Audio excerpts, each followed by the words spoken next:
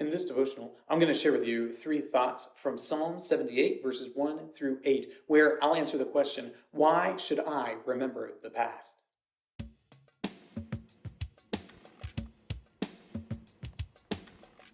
Psalm 78, verses 1 through 8 says, "Give ear, O my people, to my teaching. Incline your ears to the words of my mouth. I will open my mouth in a parable. I will utter dark sayings from of old, things that we have heard and known, that our fathers have told us. We will not hide them from their children, but tell to the coming generation the glorious deeds of the Lord and his might and the wonders that he has done.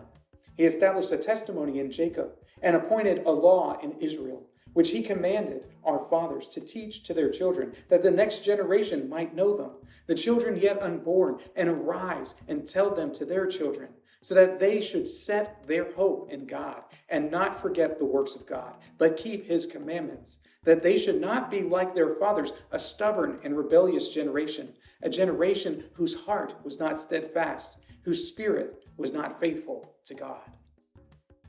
Why should I remember the past?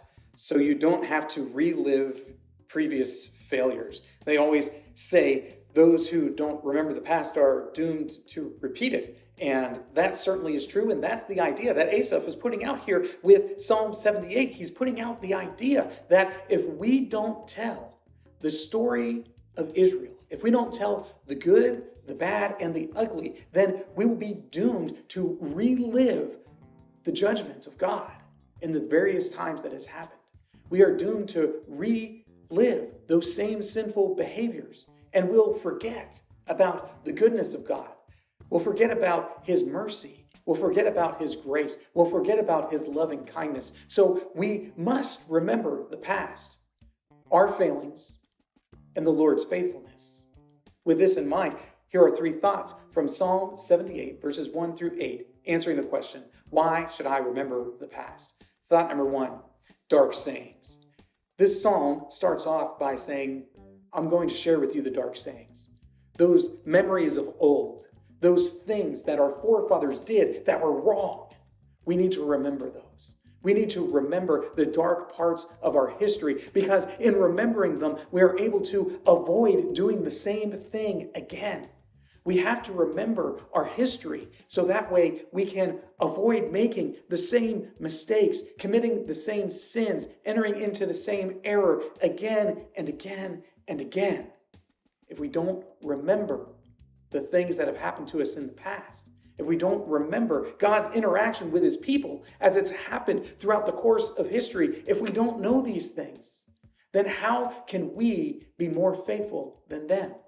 We won't be. We'll simply do the same wickedness. Thought number 2, glorious deeds. We need to remember the past because God has done great things in the past. He has done miraculous things. He has done wondrous things, particularly in the history of Israel. But he has done wondrous things for us too, individually in our own lives. We need to remember these things, the glorious deeds of God. All throughout the Psalms, you'll hear references to the Exodus. It's because it's ingrained in the people of Israel's collective thinking. This idea that God brought them up out of slavery in Egypt, this is a part of their cultural history that is so profoundly significant that it occurs again and again and again. It occurs in their poetry, it occurs in their laments, it occurs in their prophecies, it occurs all throughout the text of Scripture. The Exodus, again and again and again, because it reflects the glorious deeds of God. It shows the wondrous things he has done. It tells us about his character.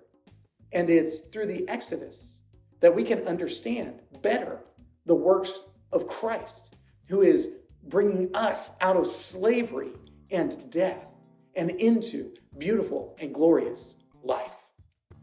Thought number 3, hope in God.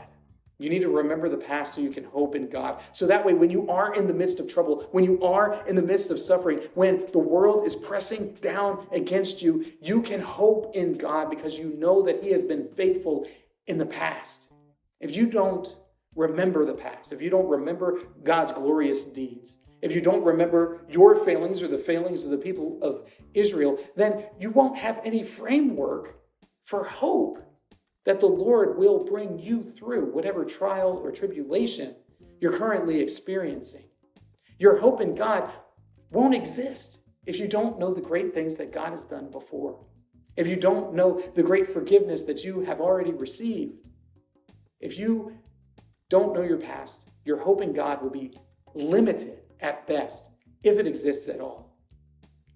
So we need to remember the past. We, as Christians, need to remember the whole scope of God's revelation. We need to study the whole of Scripture, so that way we understand how He has interacted with His people, so that way we can anticipate how He will interact with us in the future. These three thoughts come from the assigned reading of Psalms 78 through 80. If you'd like to read through the Bible with me, you can do so by subscribing to this channel, by clicking on the link in the description, or by joining the Facebook group Through the Bible, where we are reading the text of Scripture together.